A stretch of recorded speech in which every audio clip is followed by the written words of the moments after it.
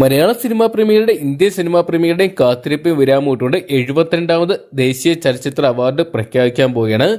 ഒരുപാട് ചെറുതും വലുതുമായിട്ടുള്ള ഒരുപാട് ചിത്രങ്ങൾ എത്തുന്നുണ്ട്. അതിന് നമുക്ക് മലയാളികൾക്ക് അഭിമാനകരമായിട്ട് മാറിയ ഒരു സിഗ്നൽ ഇന്നലെ തന്നെ കിട്ടിയിട്ടുണ്ടായിരുന്നു.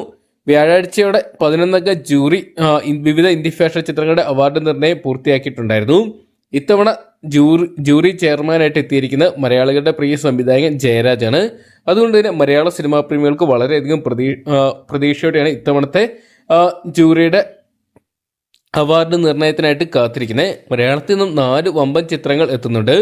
മമ്മൂട്ടി നായകനായിട്ടെത്തി രാഹുൽ സദാശിവൻ അണിയിച്ചൊരുക്കിയ ഭ്രമയുഗം എന്ന് പറയുന്ന ബ്ലാക്ക് ആൻഡ് വൈറ്റ് ചിത്രവും മഞ്ഞുമൽ ബോയ്സ് എന്ന് പറയുന്ന ചിദംബരം അണിയിച്ചൊരുക്കിയ ചിത്രവും അതോടൊപ്പം തന്നെ ആസിഫ് അലി കേന്ദ്ര കഥാപാത്രമായിട്ടെത്തിയ കിഷ്കിന്ദാകാന്ഡ് എന്ന് പറയുന്ന സിനിമകളാണ് ഇത്തവണ ജൂറിയിൽ എത്തിയിരിക്കുന്ന പ്രധാന മലയാള ചിത്രങ്ങൾ. എന്തൊക്കെയാണ് ബെസ്റ്റ് ആക്ടർ അവാർഡിലോട്ട് മലയാള സിനിമ ഉറ്റുനോക്കുന്ന ഈ 2 കാരണങ്ങൾ കൊണ്ടാണ്. ഒരുപക്ഷെ ബെസ്റ്റ് ആക്ടർ സൗബിൻ അല്ലെങ്കിൽ നമ്മുടെ മമ്മൂട്ടി അതെയോ ആസിഫ് അലിക്ക് കിട്ടുമെന്ന് അറിയാൻ വേണ്ടിയാണ് മലയാള സിനിമാ പ്രേമികൾ ഒന്നടങ്കം കാത്തിരിക്കുമ്പോൾ വിവിധ ഭാഷകളിൽ നിന്നായിട്ട് നിരവധി ചിത്രങ്ങൾ എത്തുന്നുണ്ട്. എന്തൊക്കെയാണ് ഇത്തവണ കടുത്ത മത്സരം തന്നെ കാഴ്ചവെക്കേണ്ടി വരും. ഒരുപക്ഷെ മമ്മൂട്ടിക്ക് വീണ്ടും 4ാമത് ബെസ്റ്റ് ആക്ടറിനുള്ള ദേശീയ അവാർഡ് നേടുമെന്ന് സിനിമാ പ്രേമികൾ ഉറ്റുനോക്കുന്നുണ്ട്.